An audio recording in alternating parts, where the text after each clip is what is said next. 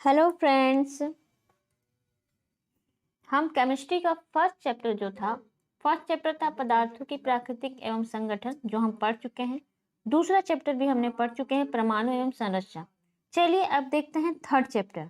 तो third chapter हमारा है रेडियो सक्रियता, रेडियो एक्टिविटी। चलिए देखते हैं इसमें कौन कौन सा क्वेश्चन आता है।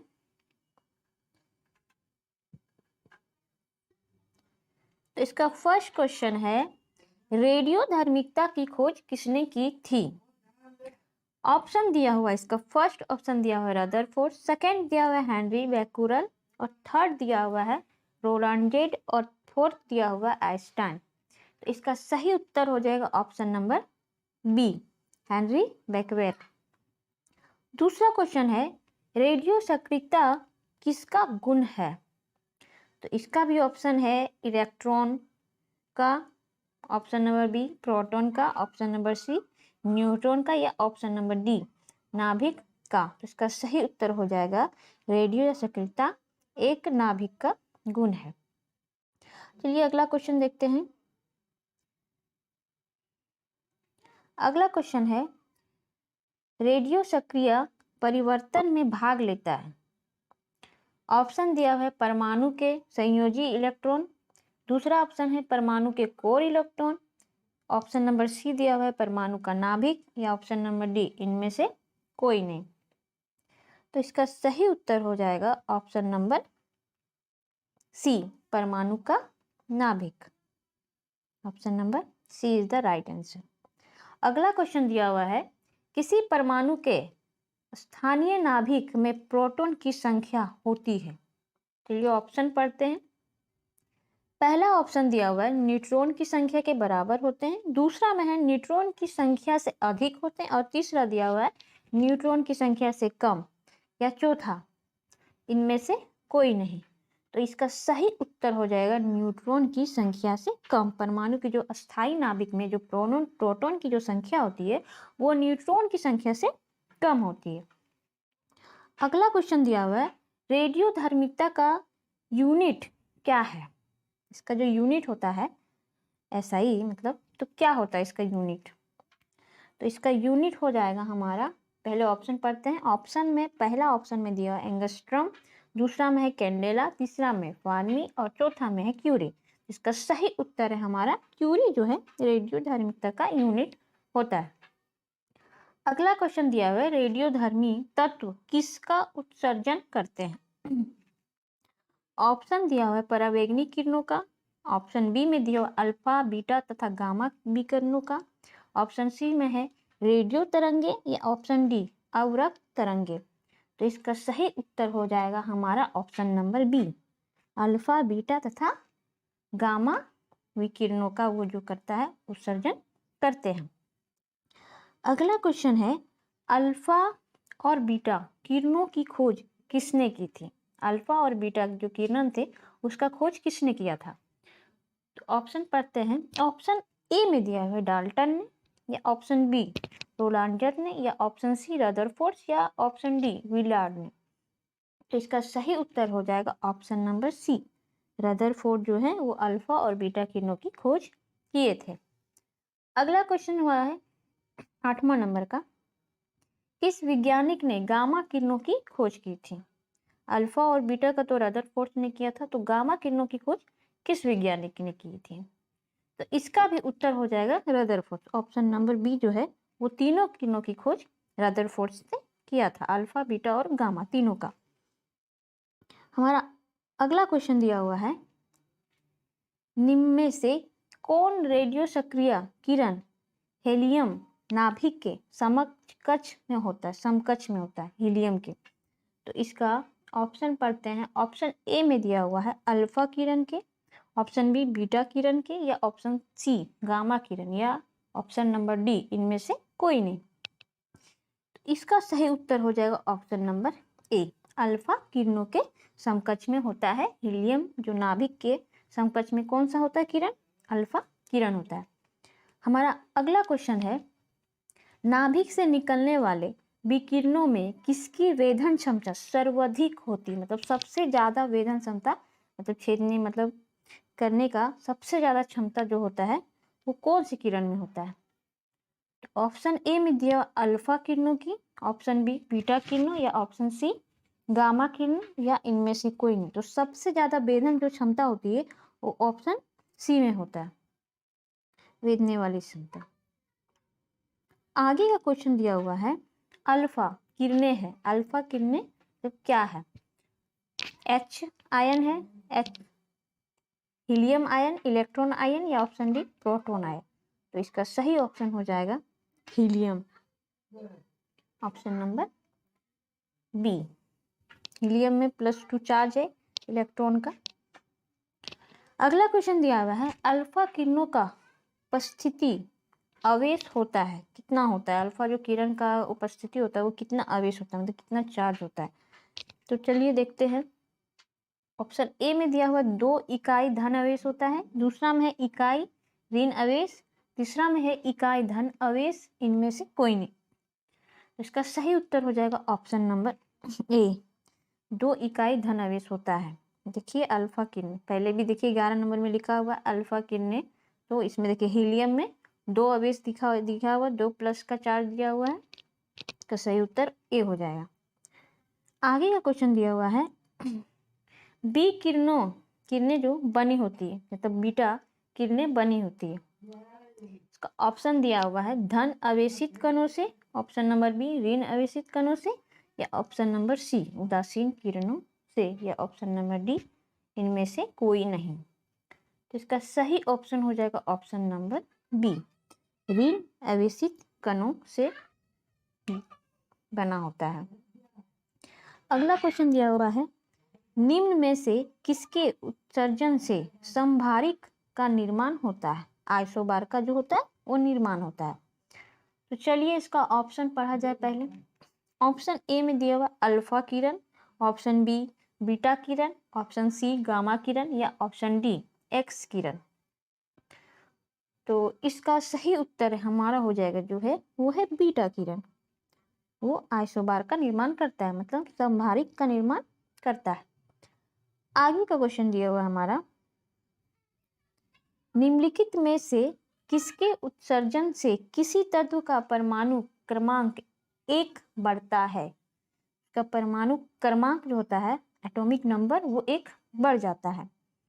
तो फर्स्ट का ऑप्शन दिया हुआ अल्फा कण, दूसरा में दिया बीटा, और तीसरा में दिया है प्रोटॉन, और चौथा में दिया है न्यूट्रॉन। तो इसका सही उत्तर हो जाएगा बीटा कण। बीटा कण जो है वो परमाणु क्रमांक 1 बढ़ जाता है बीटा का। आगे का क्वेश्चन दिया हुआ है निम्नलिखित में से किसमें ऋणात्मक आवेश होता है? अब ऑप्शन में है अल्फा किरण, दूसरा में है बीटा किरण, तीसरा में गामा, और चौथा में एक्स किरण। इसमें क्वेश्चन बोल रहा है कि ऋणात्मक आवेश बढ़ जाता है, तो जो माइनस जो चार्ज होता है वो बढ़ जाता है। उसमें से कौन सा किरण है? चलिए देखते हैं इसका सटीक आंसर क्या हो जाएगा। इसका सटीक आंसर हो जाएगा बीटा किरण, वो एक माइनस चार्ज होता है आवेश। आगे का क्वेश्चन दिया हुआ है इलेक्ट्रॉन का समरूप कौन है? इलेक्ट्रॉन का जो समरूप होता है वो कौन सा होता है? ऑप्शन में ए ऑप्शन में दिया हुआ है अल्फा बीटा, ऑप्शन सी में दिया हुआ है गामा, या परमाणु एच परमाणु हाइड्रोजन परमाणु। तो इसका सही उत्तर हो जाएगा हमारा ऑप्शन नंबर बी, बीटा कण में होता है। आगे क्वेश्चन पढ़ते हैं। आगे का क्वेश्चन दिया हुआ है समान ऊर्जा की अल्फा किरणों की तुलना में बीटा किरणों की वेधन क्षमता अधिक होती है, क्योंकि क्वेश्चन और एक बार रिपीट करती हूँ। क्वेश्चन लिखा हुआ है समान ऊर्जा की अल्फा किरणों की तुलना में बीटा किरणों की वेधन क्षमता अधिक होती है, क्योंकि ऑप्शन पढ़ते हैं। ऑप्शन ए में दिया हुआ बीटा किरणें ऋणात्मक आवेशित इलेक्ट्रॉन की बनी होती है, बीटा किरणें ऋण आवेशित इलेक्ट्रॉन की बनी होती है। ऑप्शन बी में लिखा हुआ है बीटा किरणों का द्रव्यमान नगण्य होने से उनका वेग अधिक होता है। ऑप्शन सी में लिखा हुआ है अल्फा किरणें धन आवेशित होती है तथा उन पर 2 मात्रक आवेश होता है। ऑप्शन डी में लिखा हुआ है इलेक्ट्रॉन अभ्र द्वारा बीटा किरणों प्रतिकर्षित होती है, जबकि अल्फा किरणें आकर्षित होती है। तो इसका हमारा सही उत्तर हो जाएगा ऑप्शन नंबर बी। बीटा किरणों का द्रव्यमान नग्न होने से उनका वेग क्या होता है, बढ़ जाता है, अधिक होती है, मतलब बढ़ जाता है उसका। चलिए आगे का क्वेश्चन देखते हैं। आगे हमारा क्वेश्चन क्या है। आगे क्वेश्चन दिया हुआ है, बीटा किरणें किस प्रकार का आवेश वहन करता है। वहन मतलब करता है। बीटा किरणें होते हैं किस प्रकार का आवेश वहन करते हैं। ऑप्शन है इसका धनात्मक, ऑप्शन बी में है ऋणात्मक, ऑप्शन सी में है शून्य आवेश, या इनमें से कोई नहीं। इसका सही उत्तर हो जाएगा हमारा ऑप्शन नंबर बी, ऋणात्मक। बीटा किरणें जो होते हैं वो ऋणात्मक आवेश वहन करते हैं। अगला क्वेश्चन दिया हुआ है, गामा किरणें किससे बनी होती है। गामा किरणें जो हो वो किससे बनी होती है। चलिए ऑप्शन पढ़ते हैं इसका। मेसोन कण से, ऑप्शन बी में लिखा हुआ है न्यूट्रॉन कण से, या ऑप्शन सी हिग्स बोसोन, या ऑप्शन डी विद्युत चुंबकीय तरंगों से। तो इसका सही उत्तर हो जाएगा हमारा ऑप्शन नंबर डी, विद्युत चुंबकीय तरंगों से बनी होती है गामा किरणें। आगे का क्वेश्चन दिया हुआ है, गामा किरणें क्या होती है। ऑप्शन ए में लिखा हुआ बाहरी अंतरिक्ष से आने वाली आवेशित कण होती है। दूसरा में लिखा हुआ है बाहरी अंतरिक्ष से आने वाले अनावेशित उच्च ऊर्जा युक्त किरणें, या ऑप्शन सी रेडियो सक्रियता पदार्थों द्वारा उत्सर्जित उच्च ऊर्जा नियुक्त किरणें, या ऑप्शन डी रेडियो सक्रिय पदार्थों द्वारा उत्सर्जित अनावेशित कण।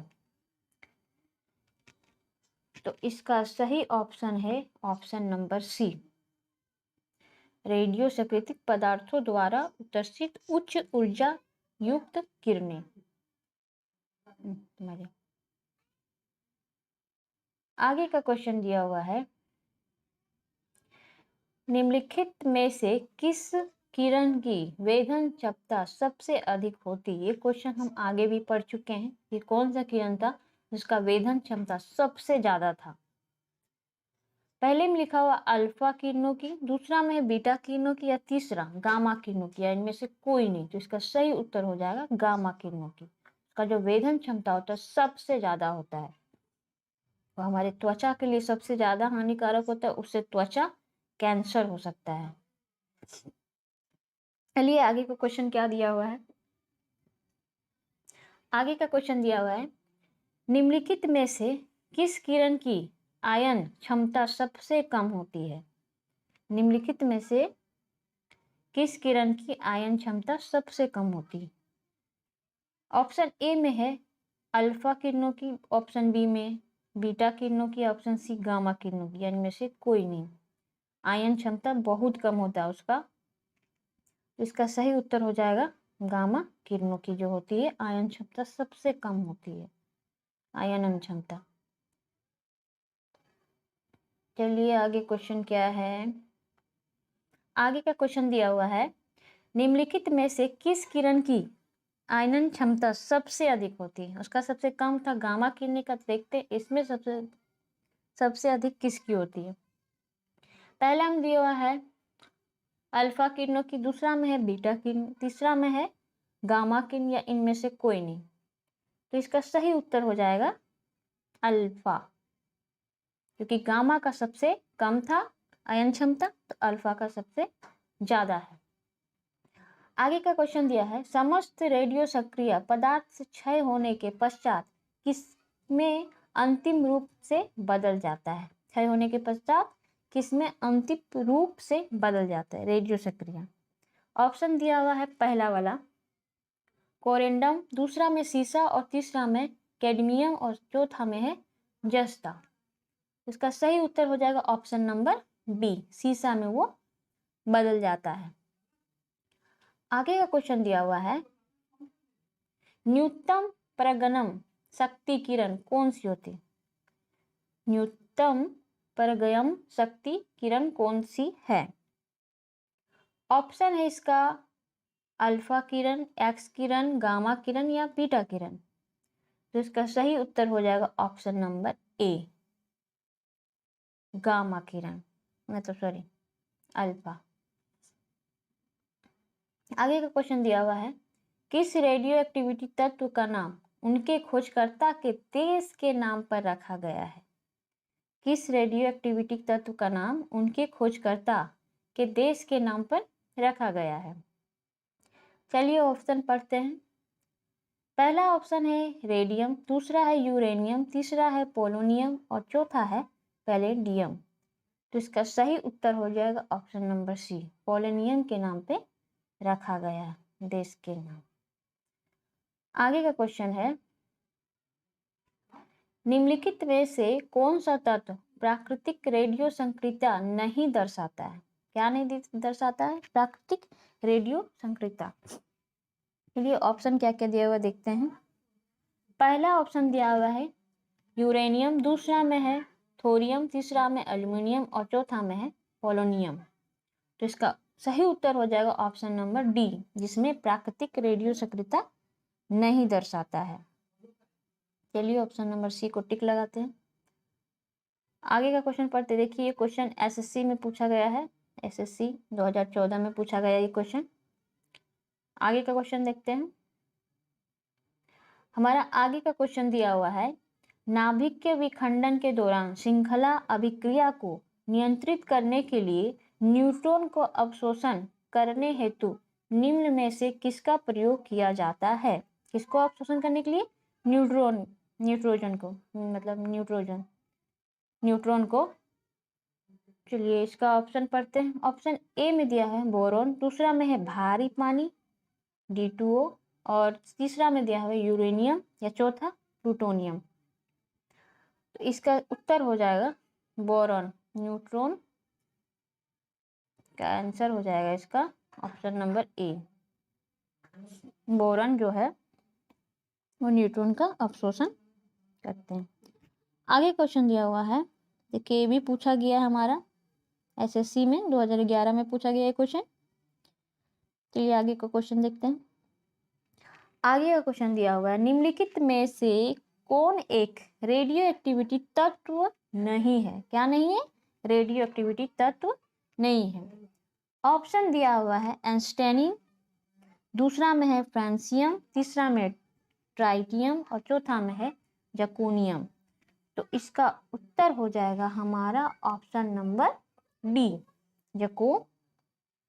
जर्कोनियम। चलिए ऑप्शन डी को टिक करते हैं। ये देखिए यूपीपीएससीएस 2001 में पूछा गया ये क्वेश्चन है।